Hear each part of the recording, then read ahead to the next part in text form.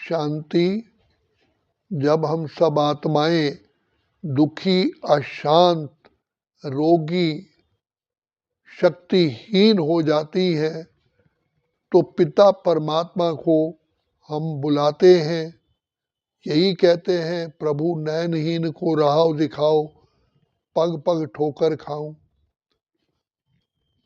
दुख की लहरें हमारी पिता परमात्मा के पास पहुंचती हैं तो परमात्मा स्वयं, जो हमारे परम पिता, परम शिक्षक, परम सदगुरु हैं, वो इस धरती पर आते हैं कलयुग के अंत, सतयुग की आदि, पुरुषोत्तम संगम युग पर।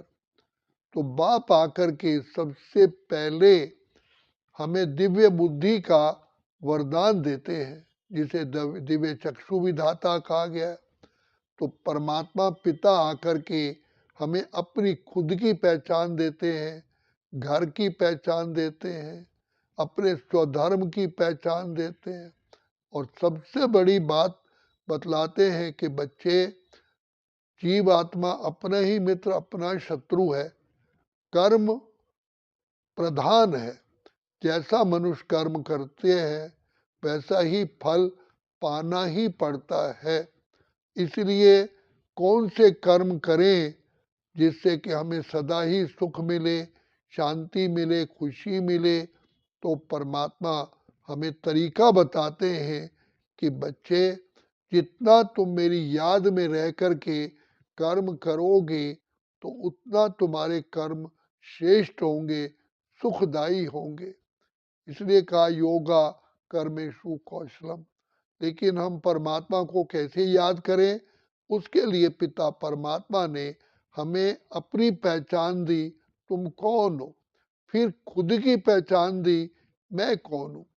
फिर बताया कि जैसे बच्चा अपने पिता को याद करता है संबंध से, स्नेह से, प्राप्ति से, ऐसे बच्चे मेरे से संबंध जोड़ो, जिसको तुम अनादिकाल से कहते आए, त्वमेव माता च पिता त्वमेव, त्वमेव बंधु च सखा त्वमेव।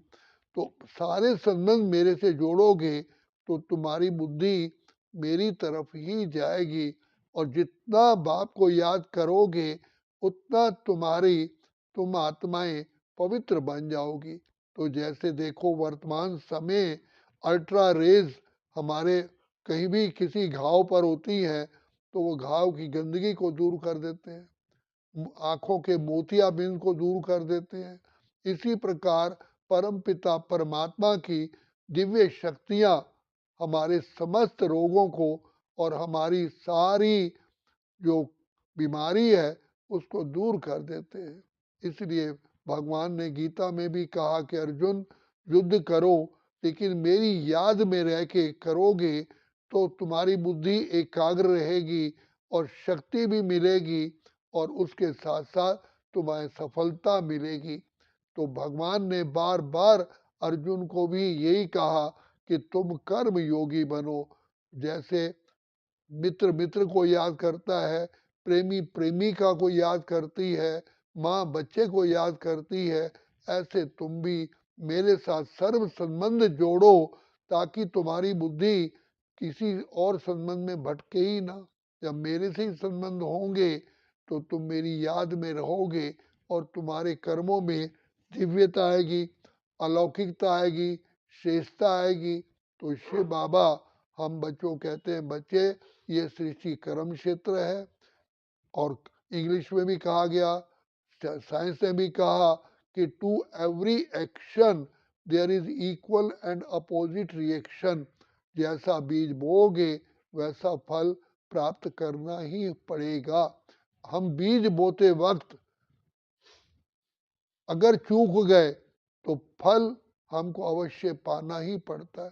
तो बीज बोते समय भगवान ने कहा कि अगर मेरी याद में रहोगे तो आप श्रेष्ठ कर्मों का बीज बोओगे और उसका फल ऑटोमेटिकली श्रेष्ठ होगा। तो परमात्मा हम बच्चों कहते हैं कि मेरी याद में रहने के लिए पहले तुम अपने को आत्मा समझो, क्योंकि शरीर समझने से शरीर के संबंधी, शरीर की वस्तुएं, शरीर के पदार्थ, शरीर की ही सारी बातें अपने आप याद आती हैं। तो पिता परमात्मा की याद के लिए सबसे पहले आत्मिक स्मृति का अभ्यास करो। जैसे किसी बिजली की तार में करंट लेने के लिए उस तार के ऊपर को रबड़ को छीलना अति आवश्यक है।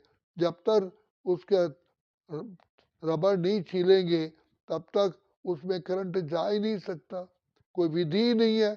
इसीलिए पिता परमात्मा कहते हैं तुम अपने को निज आत्मा समझो, रियलिटी में तुम कौन हो, क्या कहते हो, ये मेरा शरीर है या मैं शरीर हूँ? मेरा शरीर है, मैं शुद्ध आत्मा हूँ, अजर अमर अविनाशी हूँ। ये तो एक वस्त्र है, एक ड्रेस है जो मुझ आत्मा को मिली है, और देह रथ है। मैं आत्मा इस रथ में सवार होकर के कर्म करती हूँ। तो रथ को रथी चलाता है, रथी है आत्मा। रथी जब रथ से नीचे आ जाता है तो वो विदाउट रथी कहते हैं, उसको अर्थी कहते हैं। तो इसीलिए जो आत्मा शरीर त्यागती है तो उस शरीर को अर्थी कहा जाता है। अर्थी का अर्थ ही है जिसका रथ ही नहीं। तो अब बाप कहते हैं बच्चे, मैं तुमको जो दिव्य नेत्र देता हूँ, थर्ड आई ऑफ विजडम देता हूँ, बच्चे बुद्धि द्वारा अपने नेत्र खोलो कि ज्ञान चक्षु द्वारा विचार करो तुम शुद्ध आत्मा हो, अजर अमर अविनाशी हो, ब्रह्मलोक के रहने वाले हो, इस ऋषि पर खेल खेलने आए हो। अब खेल खेल करके मुझे अपने घर वापिस जाना है। तो बाप याद आएगा, घर याद आएगा, अपने किए हुए पिछले पाप कर्म भस्म करने का विवेक जागृत होगा। तो बाप कहते हैं बाप को याद करने को लगन को ही अगन कहा गया है। तो परमात्मा पिता के साथ याद करते हुए लगन से याद करोगे तो इस अग्नि से ही हमारे जन्म जन्म के पाप भस्म होते हैं। ये एक आध्यात्मिक रहस्य है, आध्यात्मिक कला है। तो इसलिए कहा सिमर सिमर सिमर सुख पाओ, कल कलेश मिटे सब तन के।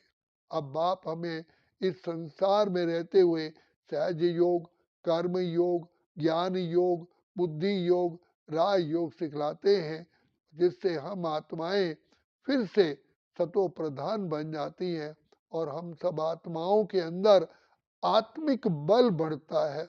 जैसे अग्नि में सोना डालने से उसकी सारी मैल भस्म होती है और प्योर सोना प्रकट होता है, इसी प्रकार श्री बाबा की याद में रहने से हम आत्माएं प्योर सोने की तरह उज्जवल बन जाती हैं।